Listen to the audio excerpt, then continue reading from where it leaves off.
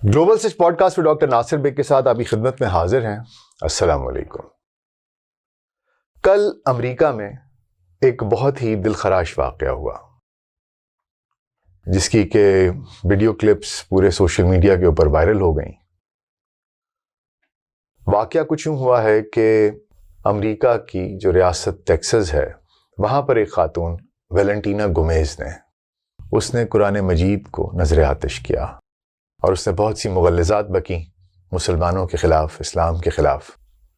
میں نے یہ ضروری سمجھا کہ میں اس موضوع پر بات کروں، آپ تک یہ پہنچاؤں کہ یہ خاتون کون ہے جس نے یہ حرکت کی ہے، اور یہ بھی آپ کو بتاؤں کہ اس کے پیچھے کیا محرکات ہیں۔ آپ کو یہ بھی بتاؤں کہ وہ کیا سوچ ہے جو مغرب کو اس قسم کے واقعات کرنے پر اکساتی ہے۔ میں یہ بھی اس کا تجزیہ کروں گا کہ اس کے پیچھے اصل میں کون سی سائیکالوجی اور کس قسم کی تھاٹ پروسیس جو ہے کار فرما ہے۔ پچھلے 20-25 سالوں میں ایسے کون کون سے واقعات ہوئے ہیں جن کی وجہ سے یہ شے ملتی ہے مغرب کو کہ وہ اس طرح کی حرکتیں کرے، اور وہ کون سے لوگ ہیں ایسے طاقتور جن کو خوش کرنے کے لیے یہ سارے واقعات کیے جاتے ہیں۔ تو آئیے گفتگو کا آغاز کرتے ہیں۔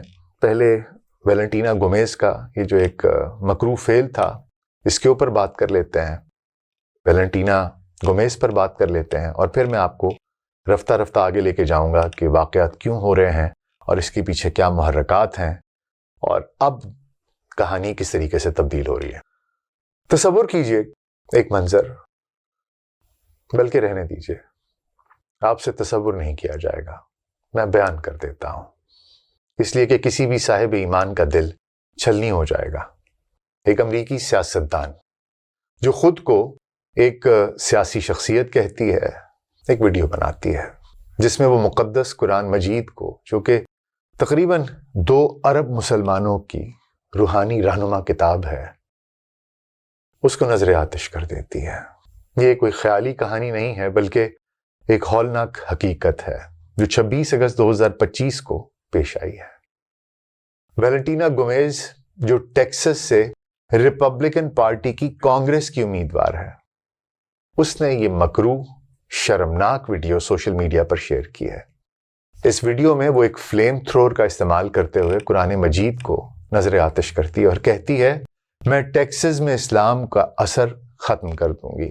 اے مسلمانوں، اگر تم یہاں رہنا چاہتے ہو تو اپنی مقدس کتاب کو ترک کرو، ورنہ یہ سرزمین چھوڑ دو۔ اس کے یہ الفاظ نہ صرف دھمکی آمیز تھے بلکہ اس نے مسلمانوں کو غیر مہذب، ثقافتی دخل انداز یعنی کہ کلچرل انویژن کرنے والے اور اجنبی متوجزین کہا۔ بہت ہی توہین آمیز القابات سے اس نے مسلمانوں کو پکارا۔ اس کے علاوہ کچھ دھمکیاں بھی دیں۔ یہ سب کچھ سن کر خون کھولا بھی، دل خون کے آنسو رویا بھی، اور اس نے یہاں پر اکتفا نہیں کیا۔ اس نے کہا کہ اسلام ایک فریب پر مبنی عقیدہ ہے اور اسے یہاں سے مٹانا ہوگا۔ لیکن حقیقت یہ ہے کہ یہ محض ایک ویڈیو نہیں تھی۔ اس کے اختتام پر گومیز نے صہیونی لابی کو راضی کرنے کی کوشش کی اور کہا کہ صرف اسرائیل کا خدا ہی سچا خدا ہے، باقی سب باطل اور شیطانی ہے۔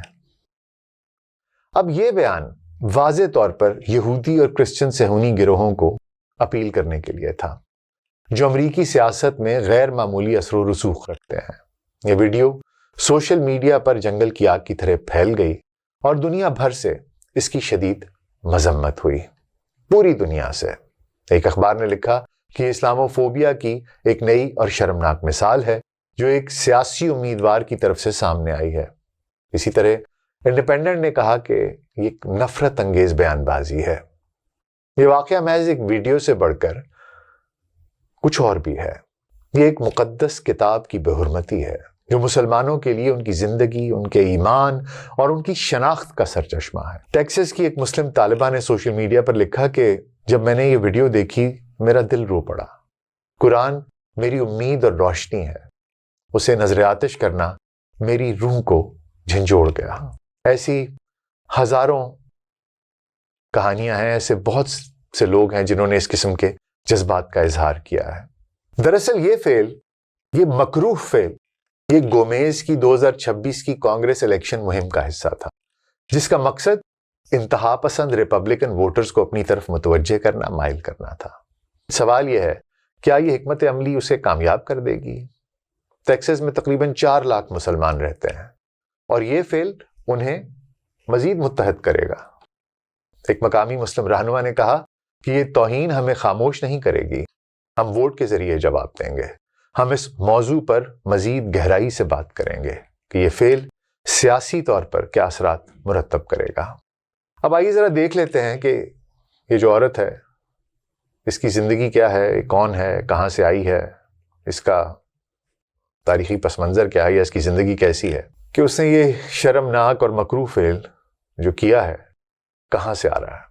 یہ جو ویلنٹینا گومیز ہے، یہ 1999 میں کولمبیا میں پیدا ہوئی، ایک ایسے ملک میں جہاں کیتھولک عیسائیت غالب مذہب ہے۔ بچپن میں تقریباً 10 سال کی عمر میں وہ اپنے خاندان کے ساتھ امریکہ منتقل ہوئی اور میسوری میں رہائش پذیر ہوئی۔ اس نے یونیورسٹی آف میسوری سے فائنانس میں ڈگری حاصل کی اور پیشہ ورانہ طور پر ایک انویسٹمنٹ بینکر کے طور پر کام کیا۔ وہ خود کو ایک کاروباری خاتون، کامیاب کاروباری خاتون کہتی ہے اور اپنی سیاسی شناخت کو امریکہ فرسٹ کے نعرے کے ساتھ جوڑتی ہے، جو ڈونلڈ ٹرمپ کی تحریک سے متاثر ہے۔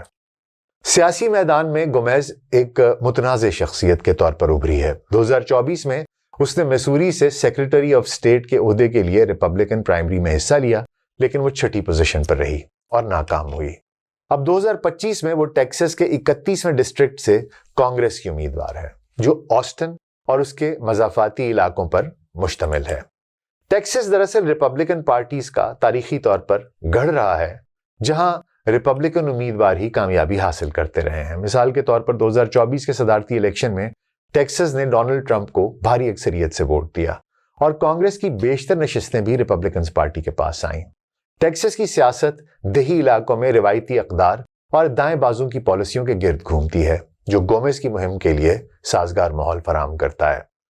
امریکی انتخابی نظام میں پارٹی کے ٹکٹ حاصل کرنے کے لیے پرائمری الیکشن لازمی ہے۔ گومیز کو 2026 کے وسط میں ریپبلکن پرائمری میں حصہ لینا ہوگا، جو مارچ یا اپریل میں ہو سکتا ہے۔ اس میں وہ دیگر امیدواروں سے مقابلہ کرے گی اور کامیابی کی صورت میں وہ نومبر 2026 کے جنرل الیکشنز میں حصہ لے گی۔ کیا مقدس قرآن مجید کو نظر آتش کرنے کا یہ مکروہ فعل اس کی انتخابی مہم کا حصہ تھا؟ سب سے پہلا سوال تو یہ میرے ذہن میں آیا۔ تو جناب بالکل یہ ایک بہت ہی کیلکولیٹڈ ایکٹ تھا، بہت حساب کتاب شدہ، بہت نپا تلا۔ گومیز دراصل پہلے بھی متنازع ویڈیو بنا چکی ہے۔ اس نے 2024 میں LGBTQ سے متعلق بھی کتابوں کو نظر آتش کیا تھا اور اس کی ویڈیوز بنا کر اس نے سوشل میڈیا پر شیئر کی تھیں، اور جس میں اس نے یہ کہا تھا کہ یہ مواد ہماری اقدار کو تباہ کر رہا ہے۔ وہ ڈونلڈ ٹرمپ کی وفادار حامی ہے اور اس کی مہم امریکہ فرسٹ کے ایجنڈے پر مبنی ہے، جو تارکین وطن، مسلم کمیونٹی اور دیگر اقلیتوں کے خلاف سخت پالیسیوں کے حامی ہیں۔ ٹیکساس میں مسلم، ہسپانک اور دیگر کمیونٹیز کی ایک بڑی تعداد موجود ہے، جو اس فعل سے شدید خفا ہیں، ان کے دل رنجیدہ ہیں۔ ایک مقامی رہنما نے کہا کہ یہ توہین ہمارے اتحاد کو مضبوط کرے گی اور ہم ووٹ کے ذریعے اپنا جواب دیں گے۔ کیا گومیز کی یہ حکمت عملی اسے پرائمری میں فائدہ دے گی یا جنرل الیکشن میں نقصان پہنچائے گی؟ اب ہم اس مکروہ فعل کو، دل خراش واقعے کا، اس کا تجزیہ کر لیتے ہیں کہ آخر ویلنٹینا گومیز نے مسلمانوں کو ہی کیوں نشانہ بنایا؟ کیوں اس نے مقدس قرآن مجید کو ہی نظر آتش کیا، جو ایک عظیم الشان کتاب ہے، جو نہ صرف ایمان بلکہ علم، اخلاق اور انسانیت کی رہنمائی کرتی ہے؟ دراصل یہ فعل محض ایک فرد کا فیصلہ نہیں ہے، بلکہ ایک وسیع تر اسلاموفوبیا کا، اس کے پیٹرن کا حصہ ہے، جو مغربی دنیا میں گزشتہ 2 دہائیوں یا 2.5 دہائیوں سے جاری ہے۔ گومیز نے اپنی ویڈیو میں مسلمانوں کو ثقافتی دخل انداز، کلچرل انویڈرز کہا ہے، غیر مہذب کہا ہے، جو کہ ریپبلکن پارٹی کے کچھ انتہا پسند دھڑوں کی زبان ہے۔ یہ بیانات ووٹرز کو اپنی طرف مائل کرنے کے لیے تھے، جو تارکین وطن اور مسلم کمیونٹیز سے نفرت کرتے ہیں یا ان سے خوف زدہ ہیں۔ آخر مسلمانوں کو نشانہ بنانے کی وجہ کیا تھی؟ اس کی جڑیں 9/11 کے واقعات سے ملتی ہیں، جب چند افراد کے اقدامات کی سزا پوری مسلم امہ کو دی گئی۔ گومیز کا یہ فعل نہ صرف ووٹ حاصل کرنے کی کوشش تھا، بلکہ امریکی سیاست میں ایک طاقتور لابی AIPAC، امریکن اسرائیل پبلک افیئرز کمیٹی، اس کو خوش کرنے کی بھی ایک کوشش تھی۔ کیوں؟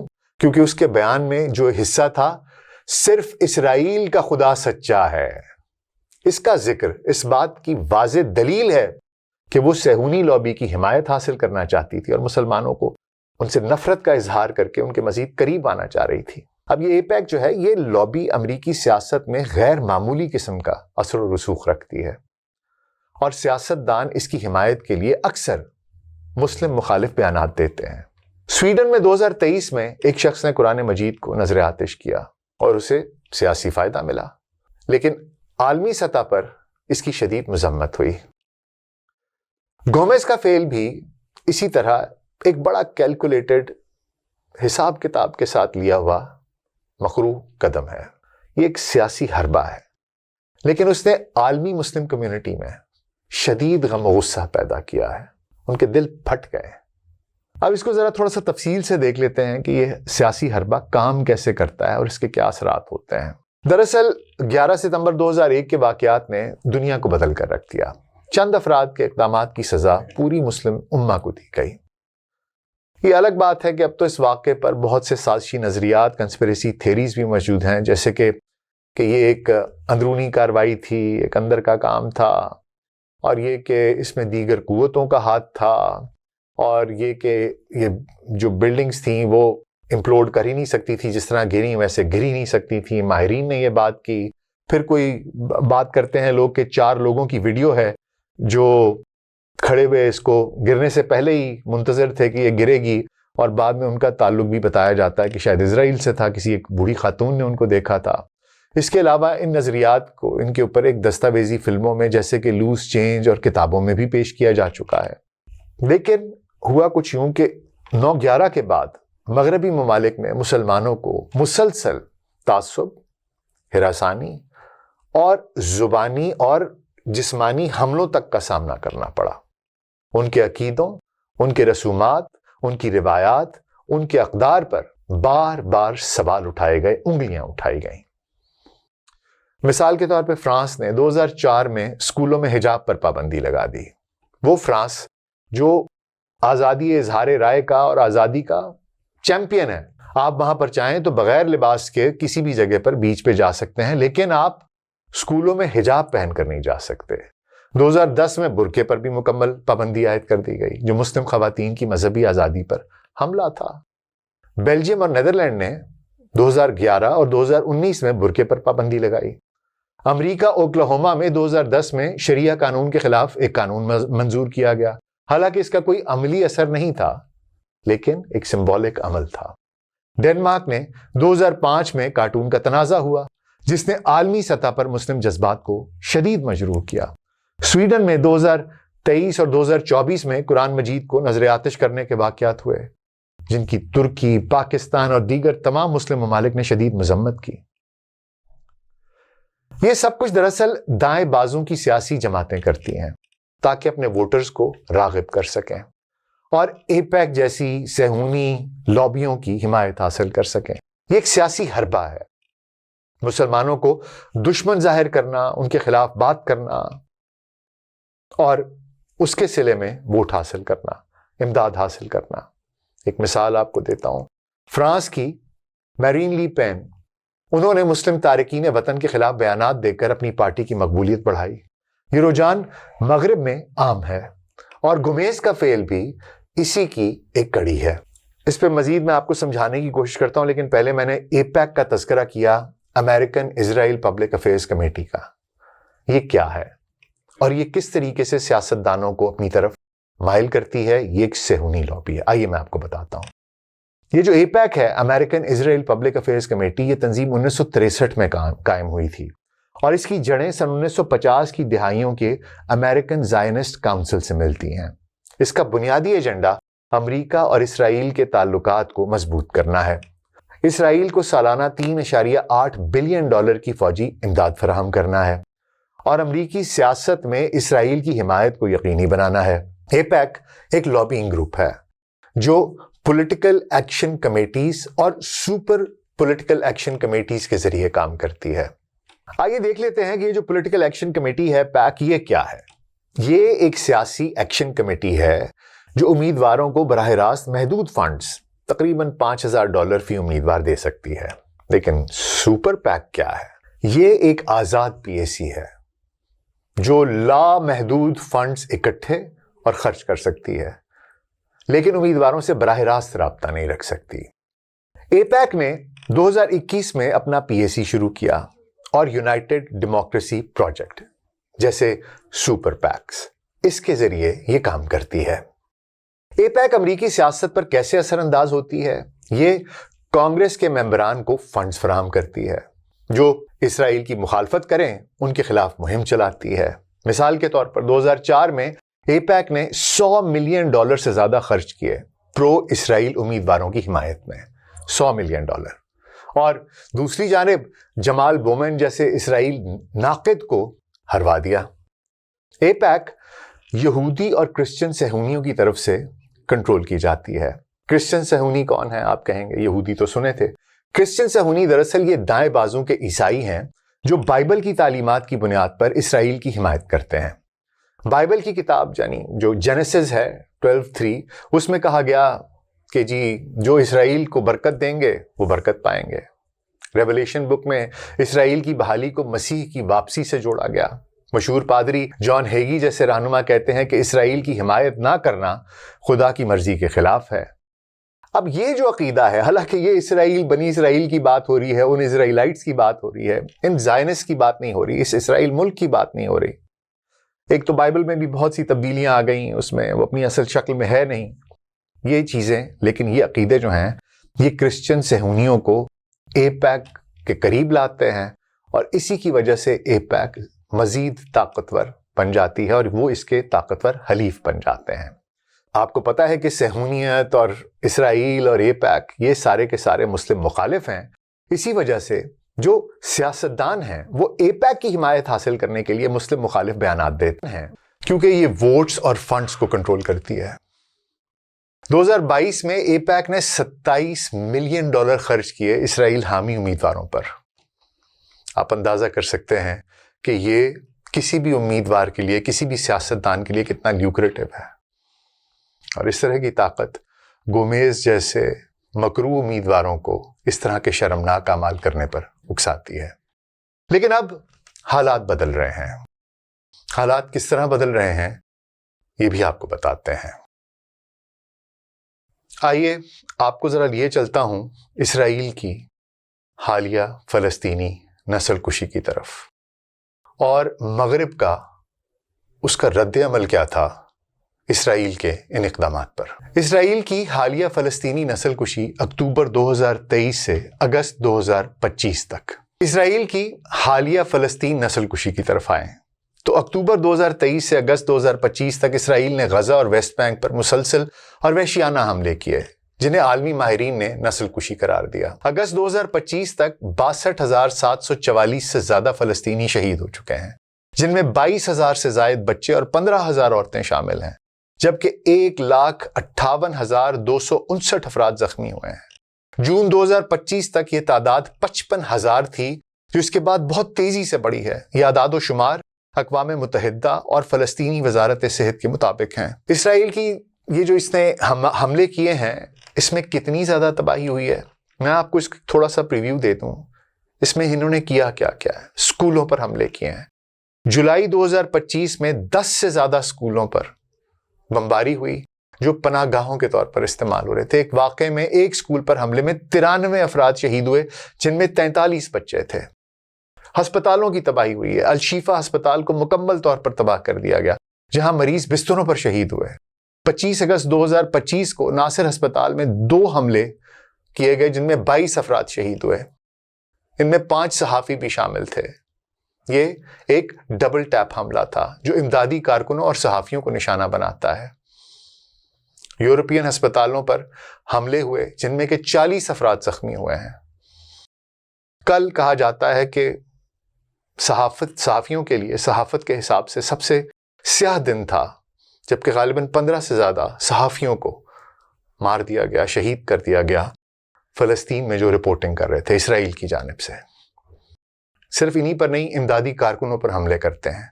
ورلڈ سینٹرل کچن کے 7 کارکن شہید ہوئے اور انسانی امداد کو روک دیا گیا، جس سے بھوک مری، فاقہ کشی، بیماریاں پھیل گئیں۔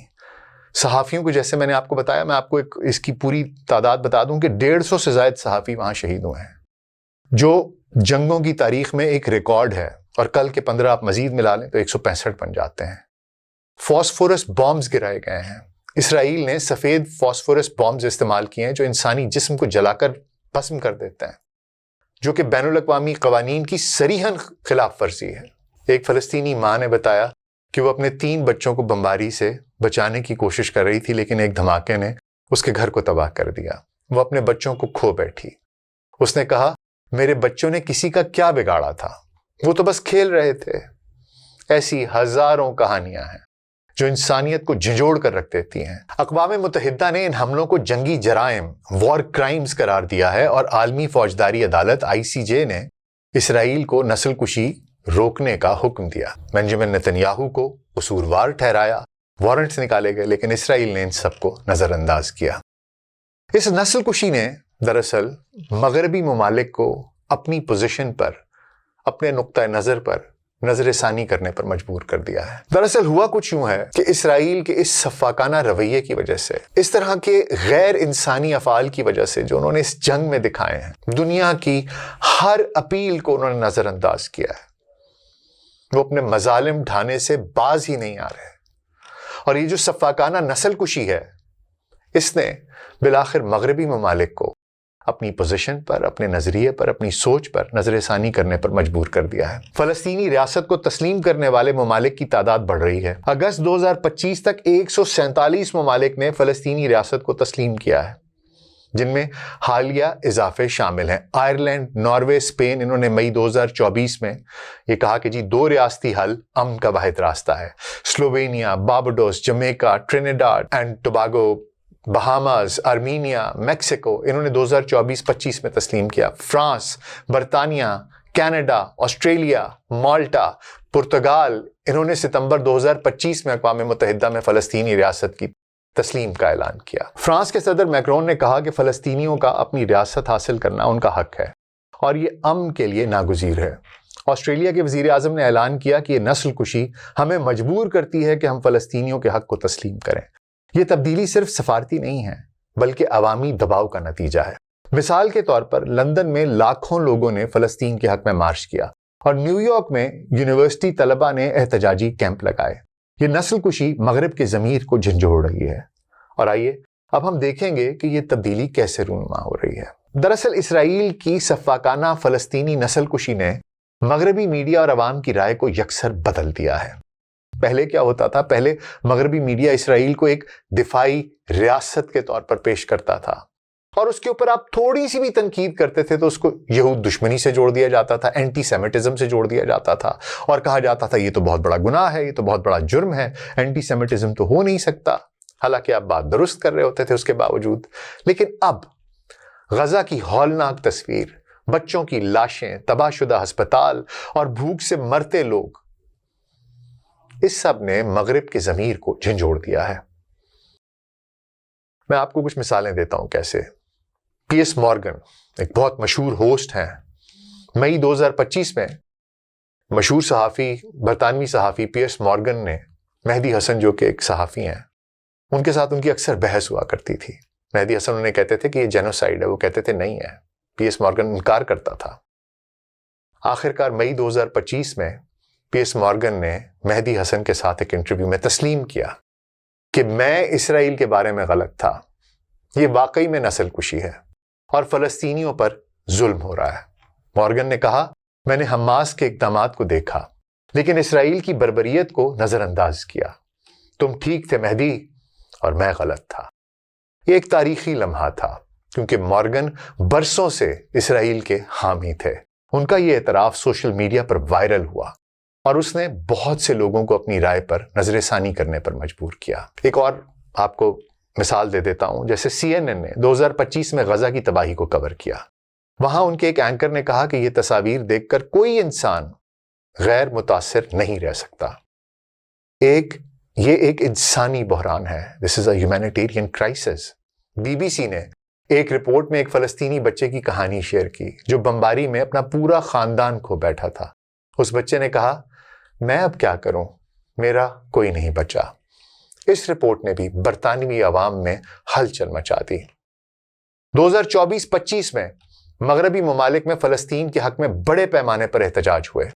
لندن میں 10 لاکھ سے زائد لوگوں نے مارچ کیا، جبکہ New York, Los Angeles, Chicago, یہاں پر یونیورسٹی طلباء نے احتجاجی کیمپ لگائے۔ ہارورڈ اور کولمبیا یونیورسٹیز میں طلباء نے نعرے لگائے، فلسطین کو آزاد کرو، فری پیلسٹائن۔ یہ احتجاج پولیس نے روکنے کی کوشش کی، لیکن عوام کی آواز دب نہ سکی۔ اس کے علاوہ ہالی ووڈ کے ستاروں نے بھی آواز اٹھائی۔ جاکوئن فینکس نے، پیڈرو پاسکل نے، ریز احمد نے اور گلیرمو ڈیل ٹورو نے، ان سب نے کہا کہ یہ نسل کشی بند ہونی چاہیے۔